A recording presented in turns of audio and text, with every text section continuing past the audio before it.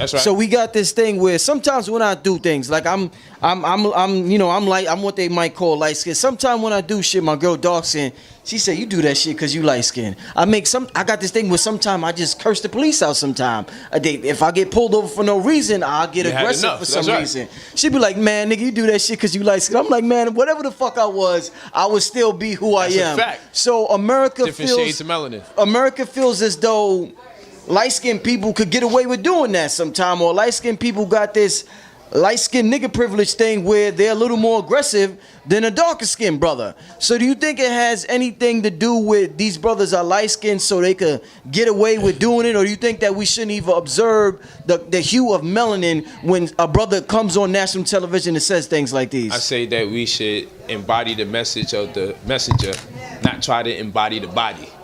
We embody the message. So if a black man says the right thing, the first thing that resonates with us is how dark in the melanin chain he is. There's different shades of melanin. Unbeknown to a lot of miseducated black people, a lot of what we call light skin is an authenticated strand of melanin. You feel what I'm saying? The whole light skin concept is a construct from white supremacy to keep one slave mentality going against another slave mentality. You feel what I'm saying? When LeBron James is going against Stephen Curry, it became, when you say black versus light skin or dark versus light skin, you're really saying black versus white. Because if a man is a light skinned black, then he is a black man. And if a light skinned black man is going against a dark skinned black man, then it's two black men facing each other. But if it's a black man going against a light skin, then you're like saying it's a black man going against a white man. You feel what I'm saying? So this is a conditioning process from white supremacy via social engineering. We've been put in a space mentally to not even appreciate each other, even when it makes sense. So now we are actually perpetrating racist acts against each other with this whole dark skin, light skin thing going on. It's purely Willie Lynch syndrome all over again. You feel what I'm saying? If you say something that makes sense and you my brother, why do I now have to have in contemplation how much of my brother you are in light of the fact that you said something that demonstrated your political dissonance? Your complexion is moot as far as the matters are concerned as it relates to our race. You said the right thing, then it's the right thing.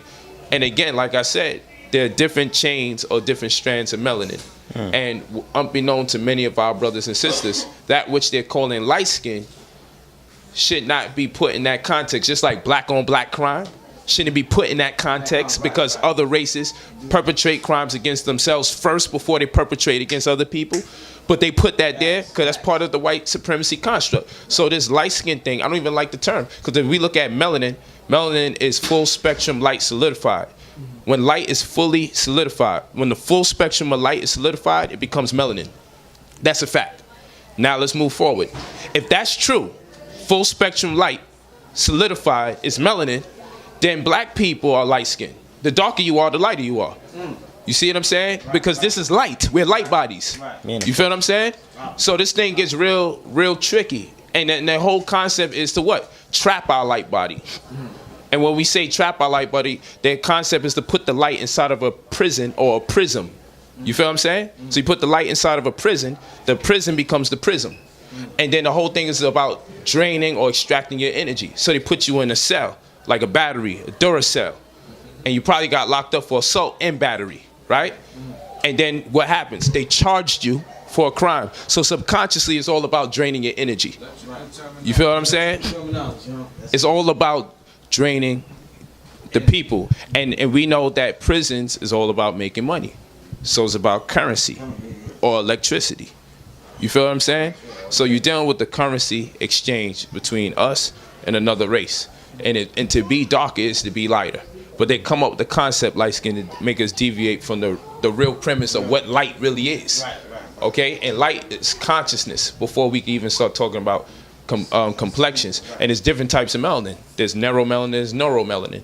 Okay? Narrow melanin is skin melanin, right? And then you got neuromelanin, which is brain and central nervous system melanin.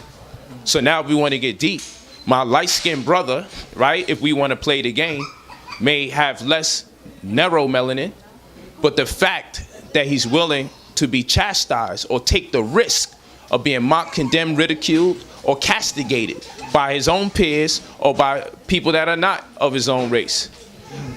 That may suggest to us you have more neuromelanin, or it may be more functional, your brain and central nervous system melanin. Why don't we look at it that way? Why don't we say, man, well, you know what?